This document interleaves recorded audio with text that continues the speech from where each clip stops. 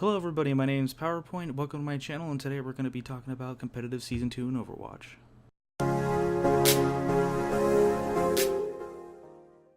Season 2 competitive has burst onto the scene with a lot of new changes that we all welcome with open arms. A better feeling ranking system, a nice insignia to show off your skill rating, and they did away with the horrible sudden death coin flip. But it's come with a new mess of problems that Blizzard has yet to even acknowledge or fix. The problem is that Blizzard gives us this false sense of hope that we can actually grind up and rank up into new levels and improve our skill rating.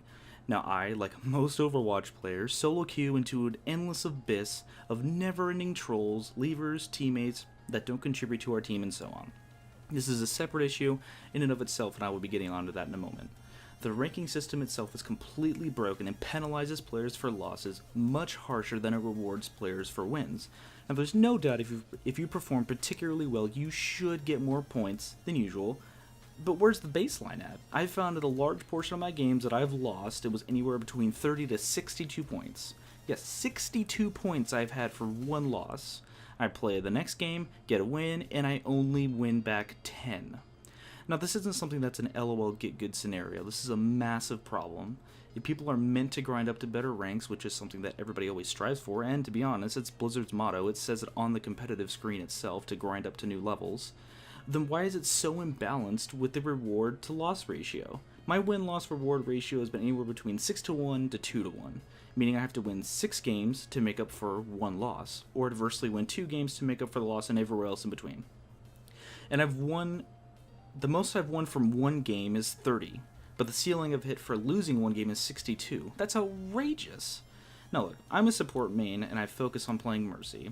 My sole role obviously is to heal my team, damage boost my DPS, and resurrect to save major points of the game. I have about 130 hours or so played on Mercy across Season 1, 2, and Quick Play. When I placed in 2900 for Season 2. And I ranked up to about 3100 and then plummeted down to 2600 after a couple days of playing competitive and solo queue. Now supports are so obviously screwed in this ranking system because individual performance to the system seems to be heavily swayed in favor of DPS players.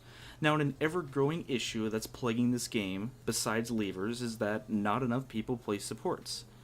Or so it seems, and giving them not enough of a reward as it is to pay for DPS, then why is it so difficult? Why would I want to play a support when I'm rewarded and penalized harsher than I would if I played a DPS? Now, since then I've managed to grind back up to 3100 in what took a total play time of about 5 to 6 hours to lose about 400 points. It took me about 12 hours to get it back. That's totally imbalanced, and this extends far beyond my one incident. This isn't an isolated incident.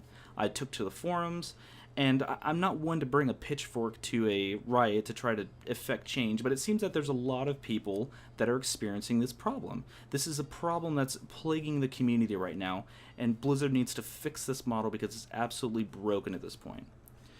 Now, another problem that's plaguing competitive mode are people who don't know how to play as a team. A mentality that they just want to pick their favorite hero, and how dare you tell them it isn't right for the map that you're on. Or somebody gets mad that somebody took their main hero, and then now it's just this big issue because the whole time they're going to be complaining that you're playing McCree and they're not, or you're playing Hanzo and they're not. Like, for example, there was one game I was playing on Lijiang Tower control point map. Somebody took McCree, and this particular player decided that, you know what, if you're not going to let me play McCree, we're going to lose anyways. And he picks Torbjorn and plays Torbjorn on Lijiang Tower. Or people who get mad because, their team is, not particularly playing to a standard that they would like. For example, I played with a player who, when we run Temple of Anubis, we lost both points the first round. Not the end of the world. We can win both points and try to force, a draw or whichever if just so happened both teams go into overtime. But then he decides to play Symmetra on attack. And how detrimental is that to your team? It's ridiculous. Now the other problem is that there are players who go AFK. There was literally a game that I played on Watchpoint Gibraltar, and a player decides to go off in the distant corner of the map and sit there and not help the team. And the whole time we kept messaging him and typing saying, hey, come fight with us, he said, I'm on the phone. And how fair is that? Why?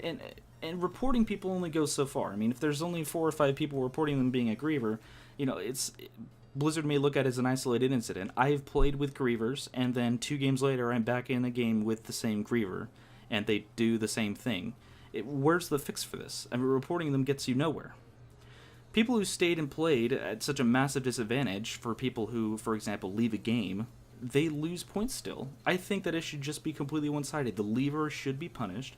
They should be punished for leaving the game, losing rank, being banned from competitive play for, I would say about 24 hours is a fair time frame. And then the people who stayed and suffered the onslaught and got their butts kicked shouldn't lose anything. It's completely unfair.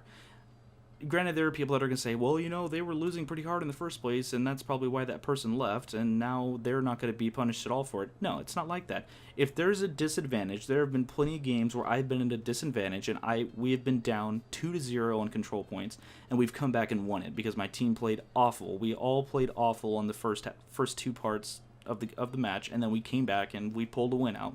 It happens.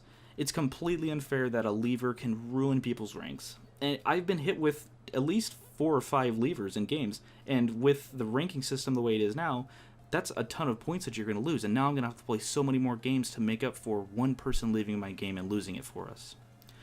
Season 2 has had so many glaring problems with it Blizzard has yet to fix. These issues extend far beyond individual performance, and there's not much more you can do to avoid being punished for these scenarios, and losing more points than you win is so outrageous that it makes competitive on the verge of being unplayable for people who can't invest a lot of time into the game.